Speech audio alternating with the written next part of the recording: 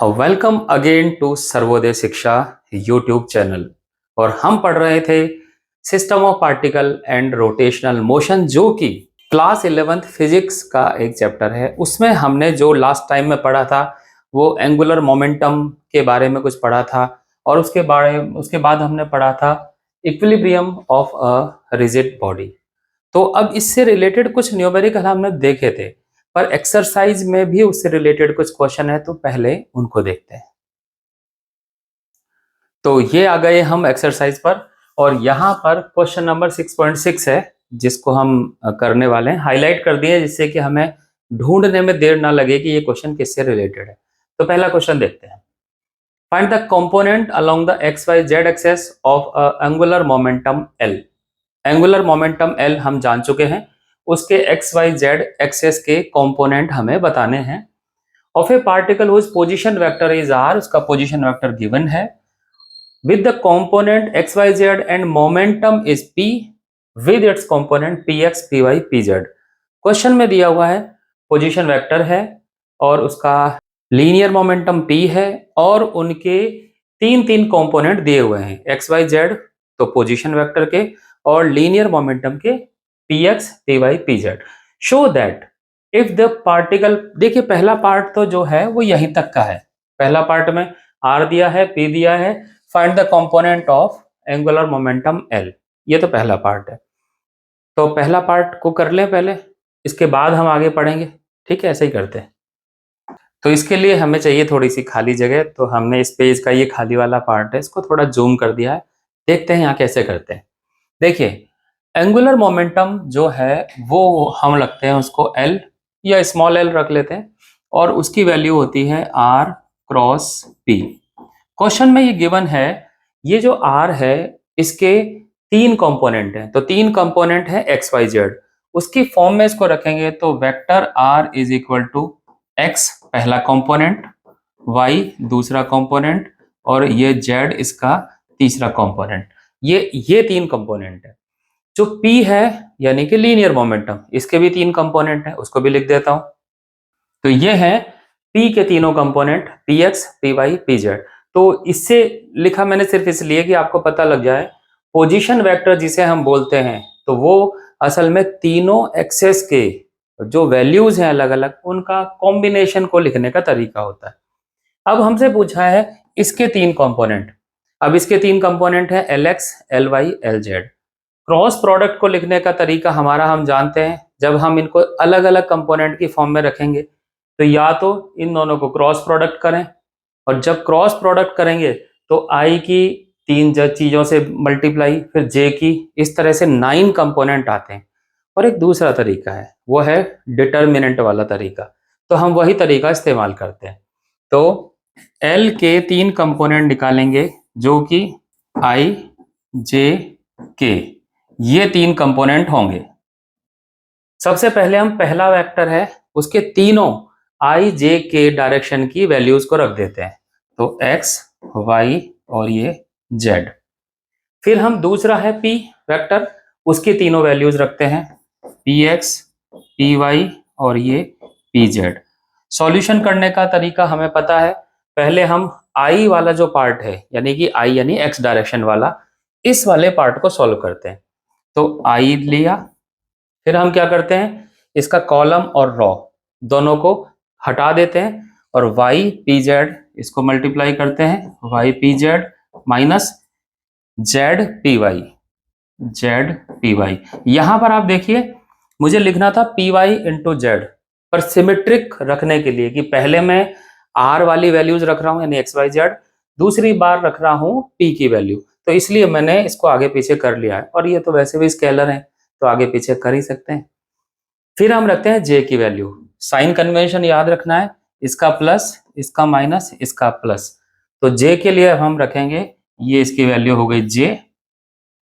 जे के लिए एक्स और पी जेड इनको मल्टीप्लाई करेंगे, माइनस यहां पे आएंगे पी एक्स और जेड, तो मैं जेड को पहले रख रहा हूं और पी एक्स को बाद में रख रहा हूं, प्लस अब आते हैं इसका तीसरा कंपोनेंट यानी ये वाला, तो इसको और इसको दोनों को हम छोड़ देते हैं, X P Y minus Y P X मैं लिख चुका हूं। तो अब हमें पता लगाने हैं कि इस L के 3 कंपोनेंट क्या हुए। तो देखिए I का जो मल्टीपल हुआ ये हो गया X का पहला कंपोनेंट। इस तरह से लिख रहा हूं L is equal to L X I cap plus L Y J cap plus L Z K cap. तीनों को कंपेयर करेंगे तो I से I को कंपेयर किया तो एल एक्स की वैल्यू आ गई ये वाली, एल वाई की वैल्यू आ गई minus x P Z minus Z P x. Minus इसलिए बोला, देखिए यहां पर ये प्लस है तो इस माइनस वाले पार्ट को अंदर ले जाएंगे तब हम इसको प्लस से कंपेयर कर पाएंगे। इसी तरह से एल जेड, तो ये हमारे पास हो गए एंगुलर मोमेंटम के एल एक्स एल वाई और एल जेड, यानी कि तीनों कंपोनेंट। अब आते हैं क्वेश्चन के सेकंड पार्ट पर। क्वेश्चन का सेकंड पार्ट क्या है? Show that if the particle moves only in X Y plane, अगर पार्टिकल एक्स वाई प्लेन में ही मूव करता है। अब ये जब एक्स वाई प्लेन में मूव करेगा तो क्या होगा, जो आर की वैल्यू होगी वो भी सिर्फ एक्स वाई में होगी, जेड वाली नहीं होगी। तो मोमेंटम की जो वैल्यू है, मोमेंटम क्या होता है, यानी linear momentum, this is mass into velocity. तो वेलोसिटी भी एक्स वाई प्लेन में होगी, तो यहां पर भी सिर्फ इसके एक्स और वाई ये दो कंपोनेंट होंगे और ये पी जेड वाला कंपोनेंट है ये जीरो होगा। तो show that if the particle moves in X Y plane, यानी कि कहने का मतलब है ये the angular momentum has only a Z component. अगर ऐसा होगा तो एंगुलर मोमेंटम का सिर्फ जेड कंपोनेंट ही बचेगा, बाकी नहीं होंगे। चेक करते हैं हमारे सॉल्यूशन में जो हमने किया था, ये हमारा सॉल्यूशन है, इसमें देखते हैं क्या ये जो क्वेश्चन में कह रहे हैं वो ऐसा है। अगर हमारा पार्टिकल सिर्फ एक्स वाई प्लेन में ही मूव करे, और हमें पता है एक्स वाई प्लेन में मूव करने का मीनिंग अभी अभी हमने देखा, that is P Z equal to zero. P Z को जीरो रखते हैं तो देखिए ये पी जेड, अब इस पी जेड की होने की वजह से क्या होगा, ये वाला जो पार्ट है ये जीरो हो जाएगा। फिर क्या होगा, ये वाला पार्ट है ये जीरो हो जाएगा। अब साथ में हमारे लिए क्या है, यहां पर देखिए ये z, अगर एक्स वाई प्लेन में रहेगा तो उसका जो z वाला पार्ट होगा वो भी तो जीरो होगा, क्योंकि z कोऑर्डिनेट कभी नहीं आएगा। इसकी बात हमने पहले उस समय नहीं की थी, z कोऑर्डिनेट भी नहीं आएगा। अब z कोऑर्डिनेट नहीं आएगा तो देखिए यहाँ ये जीरो, यहाँ z की वजह से ये जीरो, यहाँ पर ये z वाला पार्ट ये जीरो और यहाँ इस z की वजह से ये जीरो, वहां पर कोई प्रॉब्लम नहीं है। तो बचा क्या, बचा सिर्फ k वाला मल्टीपल, यानी कि this is what L Z. तो हमारे पास जो बचा वो सिर्फ बचा L Z equal to X P Y minus Y P X. तो क्वेश्चन में लिखा है शो दैट, क्या शो दैट करना है, show that if the particle moves only in X Y plane the angular momentum has only Z component, जो कि हमने प्रूव कर दिया। अब आगे आते हैं नेक्स्ट क्वेश्चन पर, यानी कि 6.7 पर। इस क्वेश्चन को समझते हैं क्या है। Two particles each of mass m speed v travel in opposite direction along parallel line separated by a distance d। दो पार्टिकल हैं, एक का मास m दूसरे का मास भी m, स्पीड दोनों की v, दोनों अपोजिट डायरेक्शन में चल रहे हैं, अगर एक ऐसे तो दूसरा ऐसे। उनके बीच की डिस्टेंस है d, अपोजिट डायरेक्शन में चल रहे हैं लेकिन पैरेलल हैं, पैरेलल लाइन पे चल रहे हैं, तो उनके बीच की डिस्टेंस तो सब जगह सेम होगी। Show that the angular momentum vector of the two particle system, यानी इस तरह के दो पार्टिकल सिस्टम का एंगुलर मोमेंटम निकालें। तो what ever be the point about which the angular momentum is taken is the same. हमें पता लगाना है कि कोई भी पॉइंट ले लें जिसके रेस्पेक्ट में एंगुलर मोमेंटम निकालना है, तो वो एंगुलर मोमेंटम हमेशा सेम आता है। देखते हैं कैसे करेंगे इसको। फिर से आ गए हम उस खाली वाली जगह पे, जो क्वेश्चन में दिया है उसको पहले समझते हैं क्या दिया है। क्वेश्चन में दिया है दो पार्टिकल हैं, दोनों का मास m, दोनों की स्पीड v, दोनों पैरेलल हैं और अपोजिट डायरेक्शन में है। तो देखिए एक पार्टिकल मैंने मूव कर दिया ऐसे, ये पार्टिकल यहाँ मान लिया, इसका मास m है, इस डायरेक्शन में चल रहा है, स्पीड इसकी v है। जो दूसरा पार्टिकल है वो भी पैरेलल है, यानी कि ऐसे है, मास इसका भी m है, ये मैं m लिख देता हूं, इसकी स्पीड जो है वो भी v है, डायरेक्शन अलग। देखिए स्पीड को सेम किया है, डायरेक्शन को सेम नहीं किया, तो डायरेक्शन अपोजिट हो गई। अब इसका निकालना है एंगुलर मोमेंटम। अब देखिए यहां पर एक सोचने की बात है, एंगुलर मोमेंटम जो वर्ड है, ये वर्ड रिलेटेड किससे है, जब कोई चीज घूम रही होती है तो। अब ये तो देखो घूम नहीं रहे, सीधे चल रहे हैं लेफ्ट राइट में, तो घुमाएं कैसे। तो याद करिए कि जब भी कोई चीज घूमती है तो क्या होता है, एक एक्सेस ऑफ रोटेशन होता है, जैसे ये है और ऑब्जेक्ट इसके चारों तरफ घूम रहा है। एक्सेस ऑफ रोटेशन का मतलब है, अगर इसको 2 डायमेंशन फिगर में देखें तो हम सेंटर की तरह एक पॉइंट मान सकते हैं, जिससे रेडियस की तरह एक लाइन बनी होती है। तो हमें यहाँ पर एक एक्सेस ऑफ रोटेशन या एक पॉइंट मानना है जहां से हम रेडियस बना पाए। क्वेश्चन में यही है, वो पॉइंट कहीं भी मानो, एंगुलर मोमेंटम सेम ही आता है, ये हमें प्रूव करना है। तो हम कहां माने, तो देखिए हमारे पास 3 ऑप्शन है। पहला ऑप्शन पार्ट 1, यानी कि हम अपने पॉइंट को इस ऊपर वाले पार्टिकल के ऊपर मान लेते हैं। दूसरा ये पार्ट 2, हम कहीं इन दोनों के बीच में मान लेते हैं। तीसरा पार्ट 3, हम इस पॉइंट को इधर नीचे मान लेते हैं। तीनों के रेस्पेक्ट में एंगुलर मोमेंटम निकालते हैं और ये देखते हैं कि क्या तीनों सेम आते हैं कि नहीं आते। तीनों में कोई ऐसी चीज तो नहीं आ रही जो हमारी एज्यूम्ड क्वांटिटी पर डिपेंड करे। एज्यूम्ड क्या है वो भी बता देता हूं। मान लिया हम कहते हैं कि ये डिस्टेंस है x, इनके बीच की डिस्टेंस है d, अगर हमने ये मान ली, अगर हमारे आंसर में x आता है तो इसका मतलब है इस पार्टिकल की पोजीशन पर ये डिपेंड करेगा, और x नहीं आता तो डिपेंड नहीं करेगा। तो चेक करते हैं, पहले हम एंगुलर मोमेंटम निकालते हैं इस पहले वाले पॉइंट के लिए, फॉर 1 लिख देता हूं इसको मैं, ठीक है। एंगुलर मोमेंटम निकालने का तरीका हम जानते हैं, क्या करना है, या तो r क्रॉस p है, या सिंपल तरीका perpendicular distance from axis of rotation into linear momentum p। Linear momentum p का मतलब है मास इनटू वेलोसिटी, तो perpendicular distance into m into v।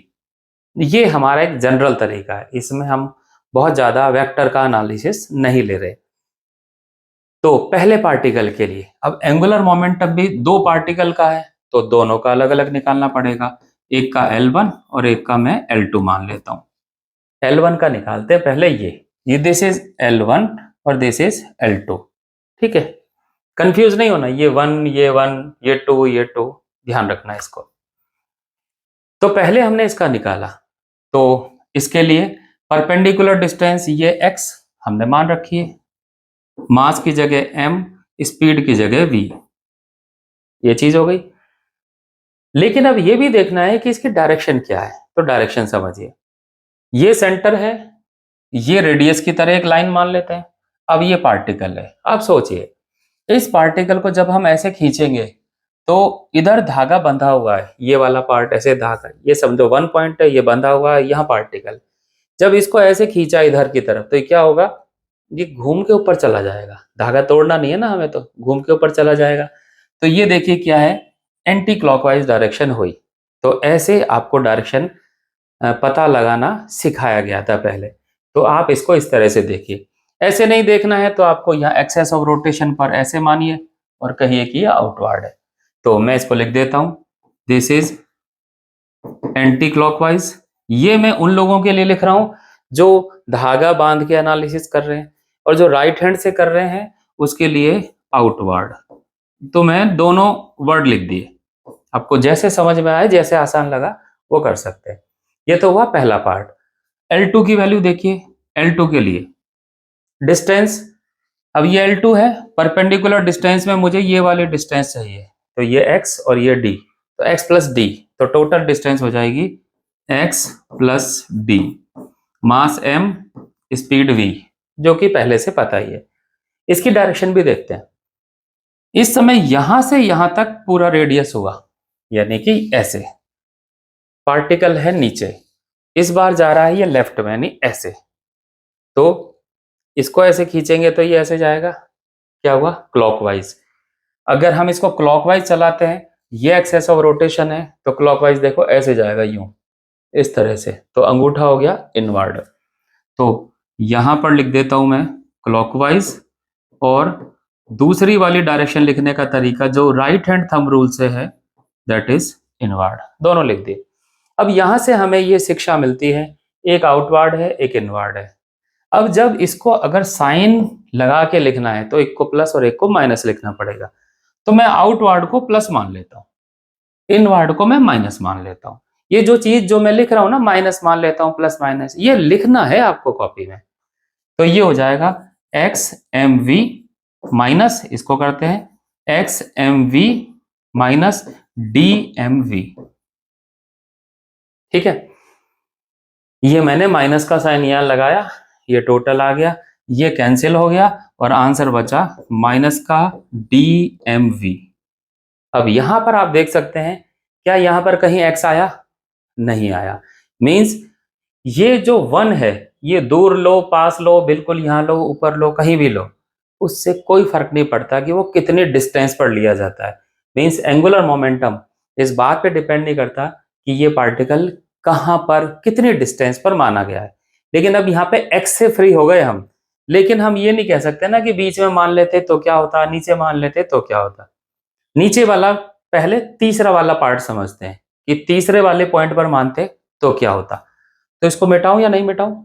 नहीं मिटाते, यही करेक्शन करके, जिससे थोड़ा सा टाइम मेरा भी बचेगा ना, और मेरा क्या आपका भी बचेगा। तीसरे पार्ट के लिए देखिए मैं यहीं पे लिख देता हूं, तीसरा पार्ट जो ब्लू कलर से लिया है, ये थर्ड पार्ट है। हो सकता है आपको ब्लू ना दिखाई दे क्योंकि वीडियो में कई बार चेंज हो जाती हैं चीजें।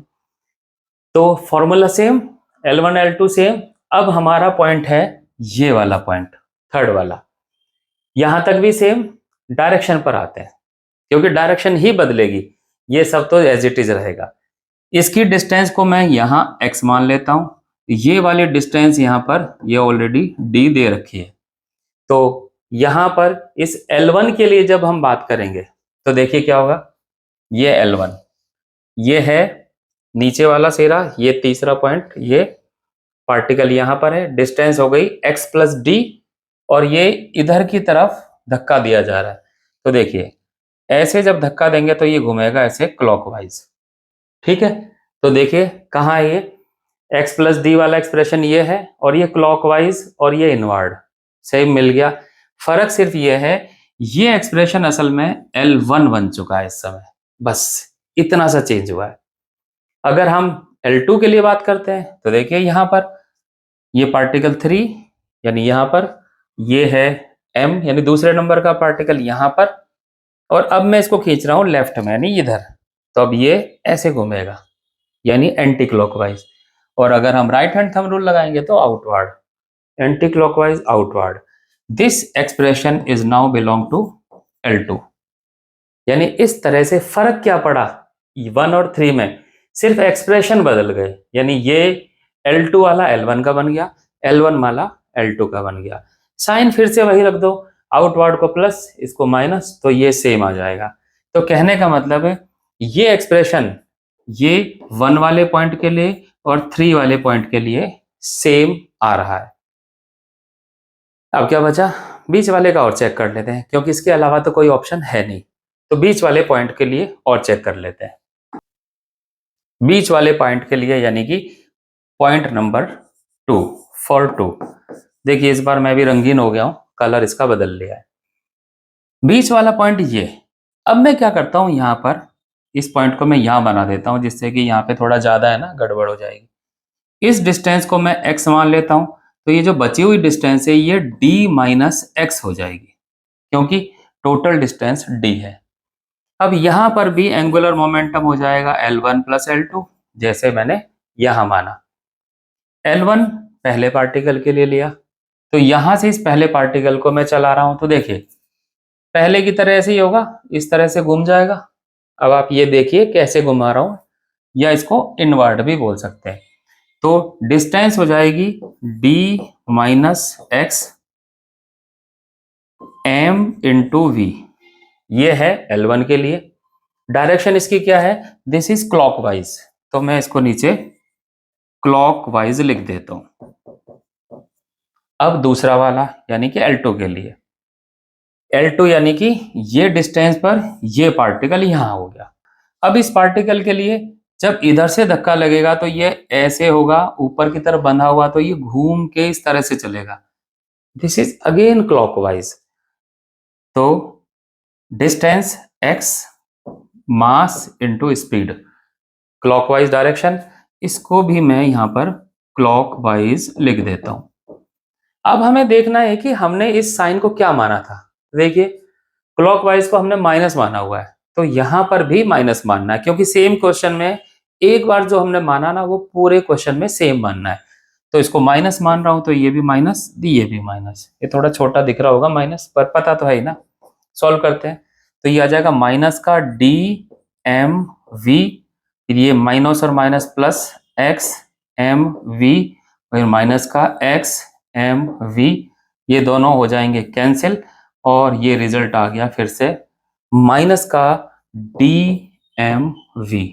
और अब आप देख सकते हैं, चाहे हमारा ओरिजिन यानी वो पॉइंट जिसके रेस्पेक्ट में हमें एंगुलर मोमेंटम निकालना है, और आसान भाषा में वो पॉइंट जिसके रेस्पेक्ट में पार्टिकल घुमाना है, वो पॉइंट चाहे कुछ भी मानो, एंगुलर मोमेंटम सेम होता है। और याद है आपको थ्योरी पढ़ते हुए मैंने कहा था कि जब टॉर्क निकालते हैं तो वो does not depend upon the choice of origin. तो मैंने कहा था कि ये न्यूमेरिकल आएगा जब ज्यादा समझ में आता है। तो देखिए एंगुलर मोमेंटम और टॉर्क दोनों सेम डायरेक्शन को रिप्रेजेंट करते हैं, तो जैसे ये ओरिजिन की चॉइस पर डिपेंड नहीं करता, उसी तरह से वो भी नहीं करता है। अब आते हैं इस क्वेश्चन पर, थोड़ा बड़ा सा डायग्राम बना हुआ है। क्वेश्चन क्या है देखते हैं। A non uniform bar of weight W is suspended at rest. देखिए नॉन यूनिफॉर्म बार का मतलब है, अगर ये यूनिफॉर्म रॉड होती तो मैं ये कहता कि मैं इसके सेंटर पॉइंट को ऐसे रखूंगा तो ये बैलेंस हो जाती, यानी कि जितना मास इधर उतना मास इधर। लेकिन नॉन यूनिफॉर्म बार का मतलब है इसका सेंटर हम बीच में नहीं मान सकते। इस लाइन का मीनिंग हुआ इतना, नॉन यूनिफॉर्म बार यानी अब मैं ये ना कहूं कि सेंटर जो है यहाँ टोटल वेट होगा। टोटल वेट इन्होंने कहीं डी डिस्टेंस पर दे रखा है, तो ये इन्होंने जस्टिफाई कर लिया इस डायग्राम को। तो यहां पर जो है ये बार दो स्ट्रिंग से ये बंधी हुई है, दो धागे हैं, एक लेफ्ट में और एक राइट में। ये यहाँ पे बता रखा है figure 3.6.33। Angles made by the string with the vertical are 36.9 and 53.1। ये एंगल इसमें दिए हुए। इस एंगल में वैसे कोई खास बात तो नहीं है, एंगल की वैल्यू आपको जो टेबल होती है टेक्नोमेट्रिकल टेबल वहां से देखनी पड़ेगी। पर इस एंगल में एक चीज है, देखिए अगर इसको हम थीटा मान लें तो ये ऑटोमेटिक 90 माइनस थीटा हो जाएगा, ये पता चल रहा है। 90 माइनस थीटा मीन्स देखिए इन दोनों का सम जो है वो 90 है। अब पता नहीं इससे कुछ फायदा होने वाला है कि नहीं, बस जस्ट ये ऑब्जर्वेशन है, मैंने बता दिया आपको। बार इज 2 मीटर लॉन्ग, ये दिया हुआ है। Calculate the distance d of the centre of gravity of the bar from its left and. हमें ये d की वैल्यू पता लगानी है, तो क्वेश्चन करके देखते हैं। जो भी वैल्यू आएगी देख लेंगे, पता है तो ठीक है।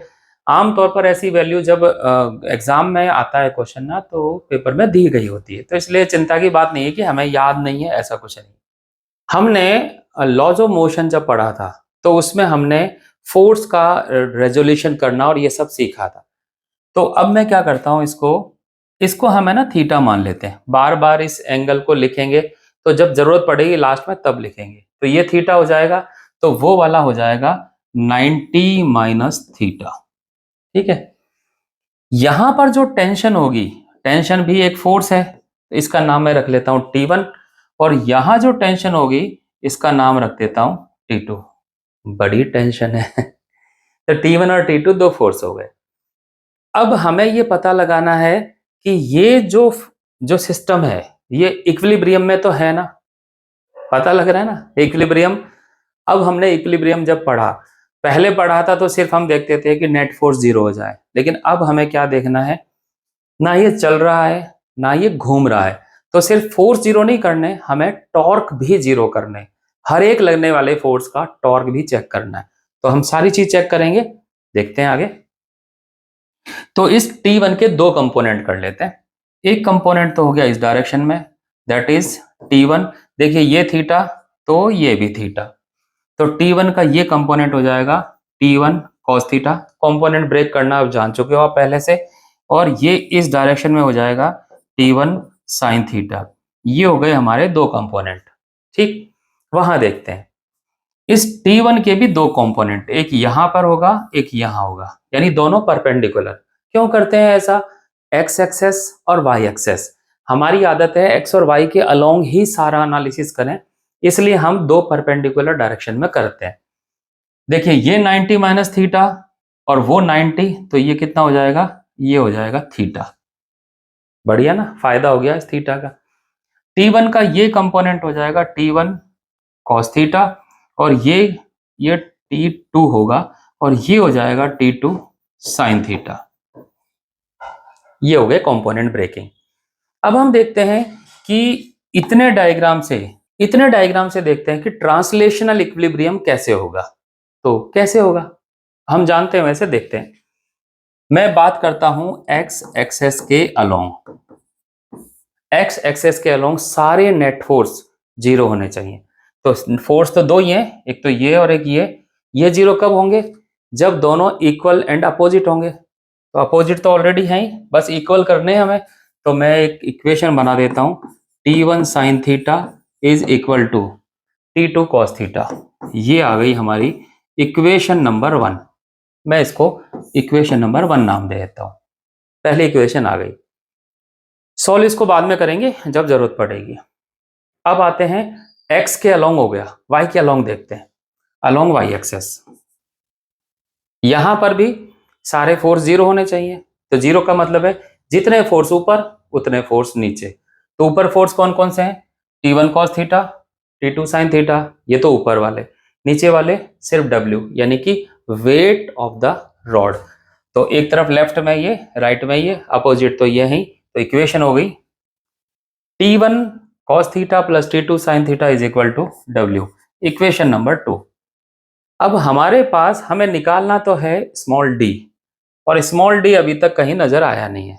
तो इन दो से तो हम कुछ कर नहीं सकते। अब हम क्या करें? ये ट्रांसलेशन इक्विलिब्रियम का केस हमने ले लिया। अब हम देखते हैं रोटेशनल इक्विलिब्रियम का केस। रोटेशनल इक्विलिब्रियम क्या होगा? जब सारे टॉर्क जीरो हों। सारे टॉर्क जीरो कैसे होंगे? पहले टॉर्क निकालो, फिर डायरेक्शन निकालो, direction means clockwise anti clockwise, और फिर उनको इक्वलाइज कर दो। सारे क्लॉकवाइज एक तरफ, सारे एंटी क्लॉकवाइज एक तरफ, वो करते हैं। तो यहां पे लिखता हूं मैं, सभी फोर्स का टॉर्क निकालना है। तो टॉर्क निकालने के लिए क्या करेंगे? पहले हम घुमाएंगे, और घुमाने का लिए क्या करेंगे?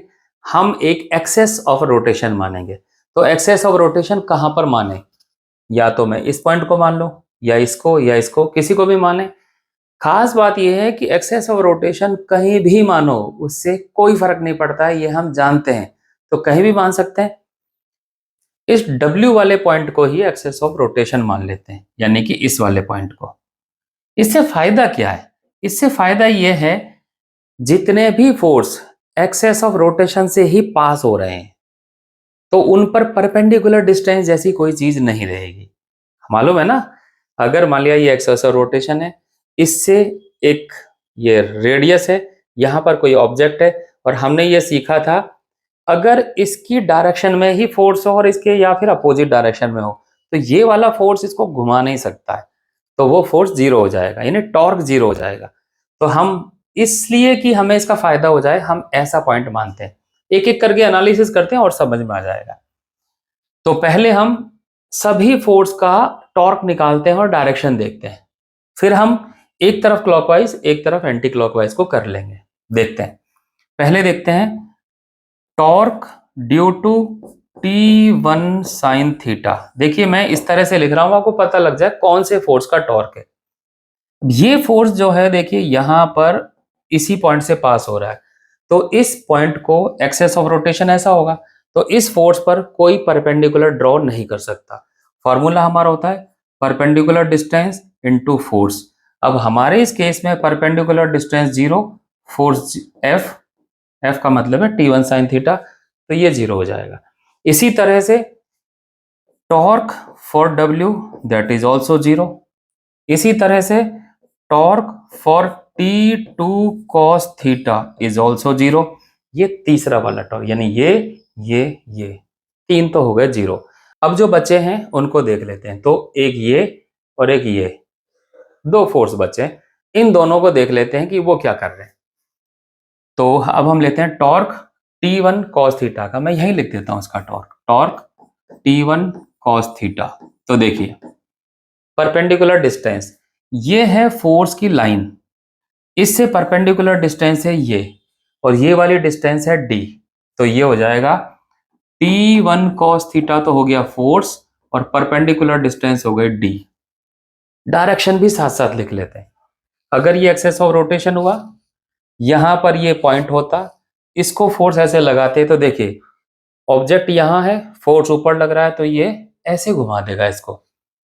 अगर आपको नहीं समझ में आ रहा है तो axis of rotation, right hand thumb rule, force की डायरेक्शन है ये, यानी कि इधर से, यानी ऐसे, इसको ऐसे घुमाऊंगा, अंगूठा जाएगा इनवर्ड।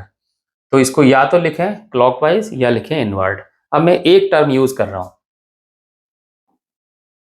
ये हुआ क्लॉकवाइज डायरेक्शन में। अब हम दूसरा फोर्स देखते हैं T2 sin थीटा। इसका टॉर्क भी यहीं लिख देता हूं, that is torque T2 sin theta is equal to, इस वाले केस में perpendicular distance this is 2 minus D, क्योंकि बची हुई डिस्टेंस है, फोर्स ऊपर की तरफ है। इस बार इस को फिक्स करने के बाद घुमाएंगे तो ये इस डायरेक्शन में घूमेगा, यानी कि एंटी क्लॉकवाइज। तो ये डिस्टेंस हो जाएगी, मतलब टॉर्क का एक्सप्रेशन हो जाएगा T2 sin theta distance 2 minus D. अब हम इक्विलिब्रियम की बात कर रहे हैं, तो हमें दो टॉर्क हैं जिनको कंपेयर करना है, एक तो ये और एक ये। तो ये तो क्लॉकवाइज है, इसकी डायरेक्शन देखते हैं। अगर ये क्लॉकवाइज हुई तो ऐड हो जाएंगे, एंटी क्लॉकवाइज हुई तो ये एक दूसरे को कैंसिल कर सकते हैं। ये क्या है? Anti clockwise. बिल्कुल बढ़िया। तो अब हमारे पास जैसे हमने ये फोर्स की इक्वेशन लिखी है, ऐसे ही हम टॉर्क की इक्वेशन लिख सकते हैं, और वो इक्वेशन मैं यहां लिख रहा हूं, T1 cos theta into D, ये हो गया है क्लॉकवाइज वाला, और यहां पर T2 sin theta into 2 minus D, ये इक्वेशन नंबर 3। अब हम देखते हैं कि यहां पर D का इंट्रोडक्शन हो चुका है। अब हमारी समस्या है क्या क्या, हमने T1 माना, T2 माना, और एक D है। तीन चीजें हैं, तीन में से अगर सिर्फ एक बच जाए तो हमारा बल्ले बल्ले काम हो जाएगा। तो देखिए T1 T2 को किसी तरह से कैंसिल कर सकते हैं क्या? बिल्कुल कर सकते हैं। हमारे पास ये दो इक्वेशन आई हुई हैं, ये थोड़ी यूं ही मजे थोड़ी ले रहे हैं, कुछ तो कुछ फायदा ही है। देखिए मैं T1 की वैल्यू यहां से निकाल के वहां रखता हूं, तो रिलेशन क्या होता है वो देखते हैं। T1 की वैल्यू रखता हूं, T1 की वैल्यू क्या है यहां पर देखिए, T1 is equal to this is T2 cos theta upon sine theta, ये है T1 की वैल्यू। इस T1 की वैल्यू को यहां सब्स्टिट्यूट करते हैं, और जो इक्वेशन आएगी उसको वहां लिखते हैं। कितना है वहां यहां, तो मैं लिखना शुरू करता हूं T1, this is T1, T2 cos theta upon sine theta, this is T1, ये cos थीटा, ये दोबारा से cos थीटा हमारा, ये वाला इंटू डी, ये हो गया डी। मैं इसको ब्रैकेट में कर देता हूं जिससे ये साफ साफ पहचान में आए। अब इसको लिखते हैं T2 sin theta, T2 sin theta into 2 minus D, ये एज इट इज रख दिया। T2 से T2 कैंसिल, एक प्रॉब्लम खत्म हुई। जो T1 T2 माने हुए थे ना अननोन चीजें, वो तो कैंसिल हो गया। बचा क्या वो देखते हैं, cos theta into cos theta, that is cos square theta upon sine theta. अगर वो वाला साइन थीटा भी यहां ले आए तो ये हो जाएगा sine square theta is equal to 2 minus D upon ये वाला डी नीचे ले आते हैं, दैट इज डी। तो अब हमारे पास सिर्फ इक्वेशन कौन सी बच गई, डी की।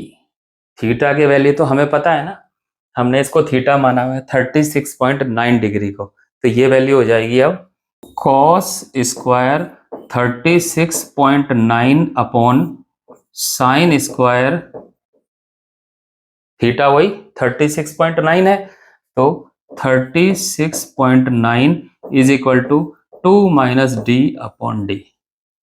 अब रही बात 36.9 की वैल्यू निकालना। अब ये टेक्नोमेट्रिक टेबल से आप निकालिए या फिर ये वाली वैल्यू जो निकाल के मैंने रख रखी है आप इसको यूज करिए और डी की वैल्यू निकाल सकते हैं। तो ये है हमारा क्वेश्चन। इस क्वेश्चन में मैं फिर से एक बार आपको बता दूं हमने क्या किया, हमने यूज किया है equilibrium condition, translational equilibrium condition, वो यहां और यहां निकाली। फिर हमने निकाली रोटेशनल इक्विलिब्रियम, वो यहां है, और इन दोनों से हमने T1 T2 एलिमिनेट किया और D की वैल्यू निकाल ली। तो इस तरह से ये क्वेश्चन हम कर सकते हैं। कैसे डायरेक्शन निकालनी है, कैसे टॉर्क निकालना है, वो सब आपको मैंने बताया। अब आते हैं नेक्स्ट क्वेश्चन पर। ये है next question. A car weigh 1800 kilogram, एक कार है जिसका वजन है 1800 kilogram. Distance between the front and back axle is 1.8 metre. Diagram बना लेते हैं, तब इस क्वेश्चन को पढ़ने का मजा अलग होगा। तो डायग्राम बनाते हैं, यही बना देता हूं। देखिए ये कार का है एक पहिया, अगला पिछला वो आपको भी पता चल जाएगा। ये है इसका दूसरा पहिया और इन दोनों के बीच में है ये रॉड। भाई कार ऐसे रहती है, अगले पहिए पिछले पहिए के बीच में ये अगले दोनों पहिए हैं। इसी तरह से ये पीछे का पहिया और ये कार का अगला पहिया और ये है इनके बीच की रॉड, और इन दोनों रॉड को मिलाने वाला ये है एक्सल, जो असल में बंधा हुआ रहता है इंजन के साथ, जो रोटेट करता है तो वो आगे जाके जुड़ा रहता है, और वहां पर एक और ही सिस्टम होता है जिसकी वजह से ये पूरी रॉड घूमती है और पहिए भी घूमते हैं। क्वेश्चन पढ़ते हैं। कार का वजन है 1800 किलोग्राम, तो 1800 किलोग्राम तो मैं सेंटर पे ही लगा देता हूं, ये यहां पर 1800 इंटू जी। जी क्यों किया हमने, क्योंकि वेट होता है m इंटू जी, तो mass into G, G for gravity, अब ग्राम नहीं है ये, gravity. Distance between front and back axle is 1.8, तो ये फ्रंट एक्सेल ये वाला पार्ट, बैक एक्सेल ये वाला पार्ट, इसको अगर मैं ए नाम दे दूं, इस पॉइंट को बी नाम दे दूं, तो क्वेश्चन में लिखा है A B is equal to 1.8 metre. Car 1.8 metre तो उनके पहियों के बीच की डिस्टेंस हुई। It's centre of gravity is 1.05 metre behind the front axle. अब क्या लिखा है, ये जो मैंने माना था ना 1800 किलोग्राम वाला जो वेट है, ये भी दे रखा है कहाँ है, सेंटर ऑफ ग्रेविटी यानी ये वाला पॉइंट, ये 1.5 metre behind the front axle. अगर ये कार का फ्रंट है, मतलब इस कार को मैं इस तरह से मानूं ये फ्रंट पार्ट है कार का, तो इस फ्रंट एक्सल से 1.05 मीटर बिहाइंड, यानी ये वाली डिस्टेंस है 1.05 मीटर।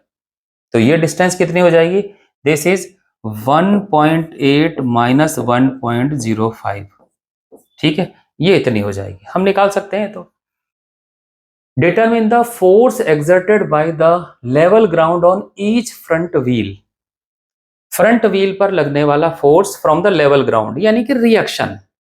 अगर इस पर कोई चीज रखेंगे हम, मान लिया इस पर मैंने एक पत्थर रखा, अब ये जो पत्थर है ये इसका वेट है नीचे की तरफ, तो मुझे अपने हाथ से इसको यहां उठाने के लिए ताकत लगानी पड़ेगी, तो वो होगा मेरे हाथ का रिएक्शन। अब इस वाले केस में तो ये क्या है, मस्कुलर फोर्स, लेकिन इस वाले केस में रोड में टेबल में यहां पर वो फोर्स होता है इलेक्ट्रोमैग्नेटिक फोर्स। इलेक्ट्रोमैग्नेटिक कैसे होता है ये आप सोचिए। तो अब मैं दोनों फोर्स की बात कर रहा हूं, इस पर लगने वाला reaction let it is R, front wheel है ना, मैं इसको एफ लिख देता हूं, इधर वाला भी क्या हो जाएगा आर एफ। अब देखिए दोनों व्हील पर लग रहा है तो टोटल कितना हुआ 2 आर एफ हो गया, ठीक है। तो determine the force exerted by the level ground on each front wheel, यानी मुझे आर एफ निकालना है, तो टोटल आर एफ इधर, आर एफ इधर।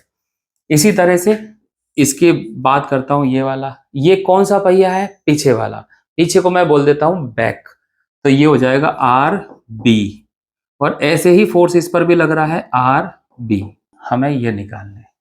तो ये है क्वेश्चन, समझ में आ गया, एक शानदार डायग्राम बना दिया, कार भी बढ़िया सी बना दी हमने। ऐसे करके हम इस डायग्राम को सॉल्व करेंगे। सॉल्व क्या करना है, आर एफ और आर बी निकालना है।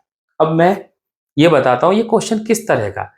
पहली बात, क्या ये कार चल रही है, हाँ जी बिल्कुल चलेगी, कार रोड पे जा रही है। तो ट्रांसलेशन इक्विलिब्रियम वाले केस में आगे या पीछे की तरफ कोई फोर्स लग रहा होगा। अब चलने के लिए तो इसने बोला है ही नहीं हमें कहीं, हो सकता है रुकी हो, तो अगर रुकी हुई है तो ट्रांसलेशनल इक्विलिब्रियम। क्या ये कार लुढ़क रही है या घूम रही है, बिल्कुल नहीं, इसका मतलब है रोटेशनल इक्विलिब्रियम भी यहां पर काम करेगा। तो मैं दो इक्वेशन बनाता हूं, पहले ट्रांसलेशनल इक्विलिब्रियम और रोटेशनल, फिर देखते हैं उससे कुछ आंसर निकल सकता है या नहीं, देखते हैं। पहले ट्रांसलेशन, देखिए ये इक्विलिब्रियम लिखा है मैंने, तो ट्रांसलेशन का मतलब है जितने फोर्स नीचे उतने फोर्स ऊपर, जितने फोर्स राइट उतने फोर्स लेफ्ट। तो देखते हैं 1800 जी, ये फोर्स नीचे की तरफ है, ऊपर की तरफ फोर्स 2RF, दो फोर्स तो ये हो गए, प्लस 2RB, दो फोर्स ये हो गए, बस हो गए ऊपर नीचे के फोर्स। इक्वेशन नंबर 1 पहली इक्वेशन आ गई। अब हम बात क्या करें, रोटेशनल इक्विलिब्रियम। रोटेशनल इक्विलिब्रियम के लिए पहले टॉर्क पता लगाएं। टॉर्क पता लगाने के से पहले हम पता लगाएं कि भाई घूमने का पॉइंट क्या होगा। तो मैंने बताया था पॉइंट कौन सा मानो, जहां से फोर्स पास हो रहे हो तो एक आध तो वहीं पे ढेर हो जाए, इसको ही मान लेते हैं सेंटर वाले पॉइंट को, इसका नाम रख देता हूं सी, अभी तक सी कहीं आया भी नहीं है। किन किन पॉइंट का टॉर्क निकालते हैं, ठीक है जी, निकालते हैं टॉर्क। टॉर्क निकालते हैं, डब्ल्यू वाले का टॉर्क तो हो जाएगा 0, torque for W is equal to 0। अब मैं बोलूंगा नहीं क्यों 0 हो गया, आप पता लगाइए। तो इस वाले केस में हमें बेसिकली इन दोनों के बीच की डिस्टेंस तो दी नहीं हुई है, और इन दोनों का जो नेट फोर्स है वो यहां लग रहा होगा। मैं यहां पे एक लाइन ड्रॉ कर देता हूं, और वो कितना होगा, दैट इज 2RF टोटल एक जगह। अब अलग अलग डिस्टेंस नहीं है ना, तो हमने उनका एवरेज मान लिया। इस 2RF की वजह से जो टॉर्क लगना चाहिए वो टॉर्क कितना होगा, फोर्स और परपेंडिकुलर डिस्टेंस, तो torque due to 2RF that is 2RF तो हो गया फोर्स, परपेंडिकुलर डिस्टेंस क्या होगी 1.05 मीटर। डायरेक्शन क्या होगी, चेक करते हैं। अगर ये एक्सेस ऑफ रोटेशन होता, पार्टिकल यहां से इसको ऊपर खींच रहे हैं, ये रेडियस होती, तो ये पार्टिकल इसको ऐसे घुमा के ले जाता इस तरह से, तो anti clockwise, this is anti clockwise. अब दूसरा टॉर्क यानी कि 2RB, इसको भी निकालते हैं। टॉर्क 2RB, तो फोर्स तो 2RB, डिस्टेंस अब कौन सी चाहिए, दिस इज 1.8 माइनस 1.05, 1.8 माइनस 1.05। अब आप ये मत कहना सॉल्व क्यों नहीं कर रहा हूं, सॉल्व बाद में करेंगे, पहले फिजिक्स वाला पार्ट समझ लेते हैं। अब यहां पर ये एक्सेस, ये फोर्स ऊपर की तरफ, अब ये फोर्स खींचेगा और ये रेडियस फिक्स होगी, तो ये ऐसे घूमेगा यानी कि क्लॉकवाइज। इसको मैं लिख देता हूं यहां पर क्लॉकवाइज। इक्वेशन जो बनानी है वो बनाता हूं। अब इन दोनों को क्या करूं, इक्वेट कर दूं, एक तरफ क्लॉकवाइज वाली, एक तरफ एंटी क्लॉकवाइज वाली, और कोई फोर्स तो बचा ही नहीं है, तो इन्हीं को कर लेते हैं। तो 2RF इंटू 1.05, ये तो है क्लॉकवाइज वाला। दूसरी तरफ 2RB into 1.8 minus 1.05, equation number 2।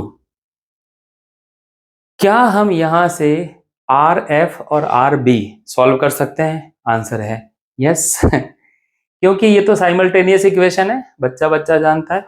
इसको सॉल्व करेंगे तो आ जाएगा RF plus RB is equal to 900। ये तो आ गया यहां से।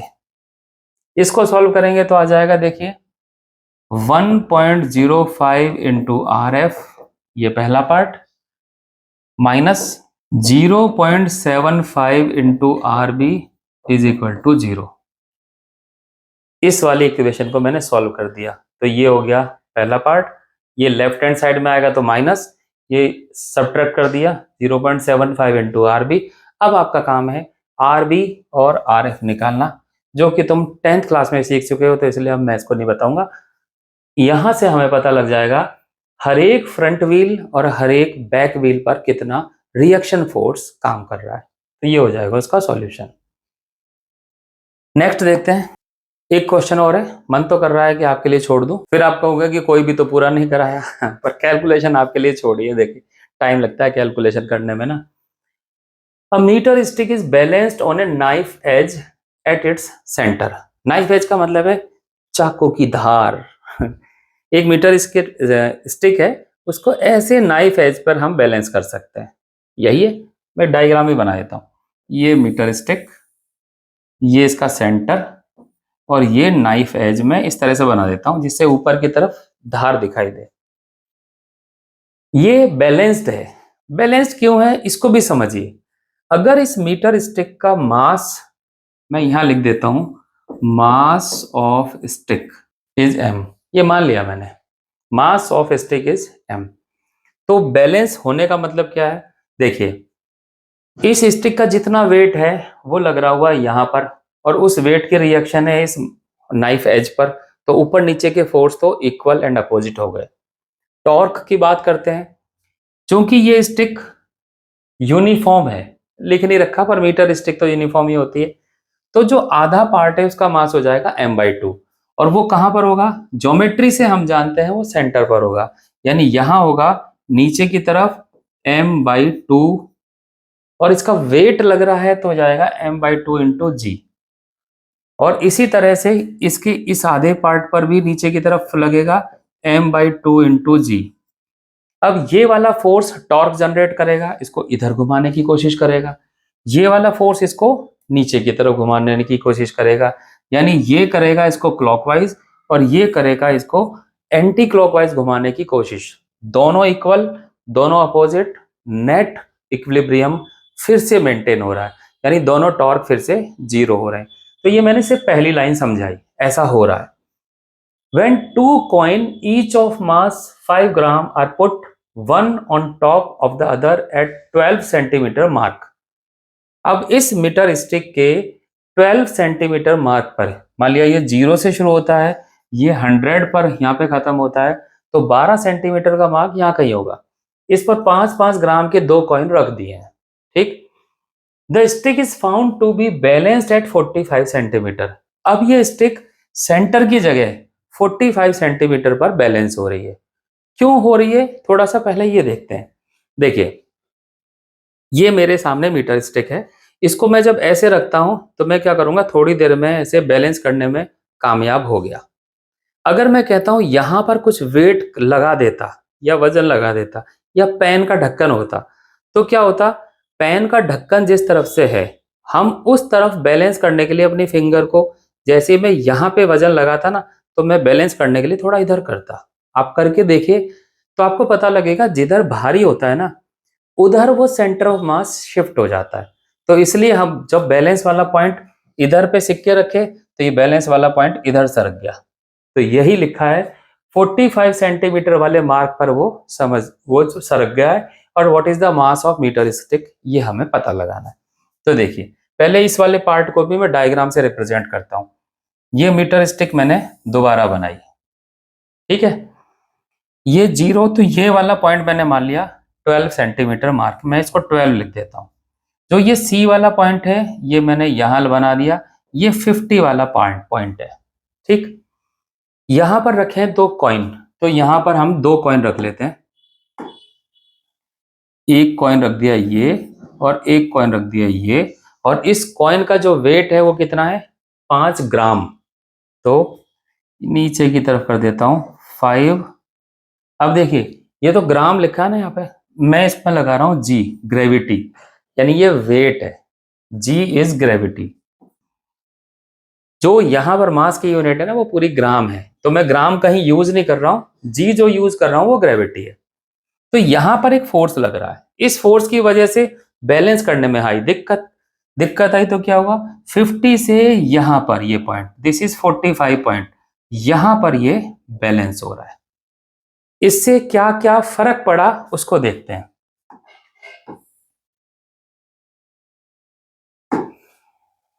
फर्क क्या क्या पड़ा, ये वाली जो डिस्टेंस है ये हो गई इस समय 45, और जो बची हुई डिस्टेंस है इधर की वो कितनी हो जाएगी 55, टोटल 100 करनी है। अब आगे, अभी भी ये बैलेंस है, इसका मतलब है ट्रांसलेशन और रोटेशन दोनों इक्विलिब्रियम जो हैं वो स्टिल होल्ड गुड। तो ये तो पता लग ही रहा है, बैलेंस कर दिया, इसका मतलब है इसका टोटल वेट है रिएक्शन से बैलेंस हो गया है, तो ट्रांसलेशन का तो सवाल पैदा नहीं होता कि हम अलग से कुछ देखें, रोटेशन वाले का सवाल पैदा होता है। तो रोटेशनल इक्विलिब्रियम का भी इक्वेशन निकालते हैं, ठीक है। तो रोटेशनल के लिए कौन कौन से फोर्स काम कर रहे हैं पहले वो देखते हैं। अब इस पहले हमने क्या किया था, आधा मास इधर इधर लटका हुआ मान लिया, आधा इधर। अब तो आधा आधा केस नहीं है ना, इधर बची है 45, तो 45 का जो सेंटर होगा उस पर वो मास नीचे की तरफ काम करेगा जो इतनी स्टिक का होगा, मान लेते हैं m1 है, तो मैं इसको m1 इंटू जी मान लेता हूं।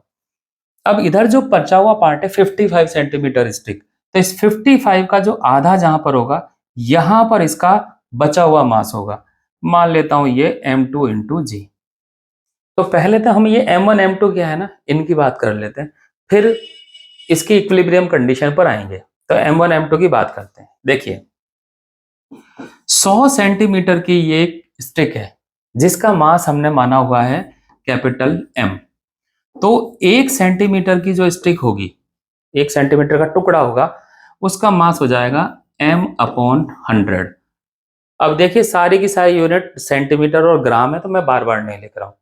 हमें कितने लेंथ का मास चाहिए 45 का, तो 45 सेंटीमीटर जो स्टिक होगी यानी ये, इसका मास कितना होगा m/100 इंटू 45, ये हो गया। इसको हम क्या कर रहे हैं m1, this is what m1।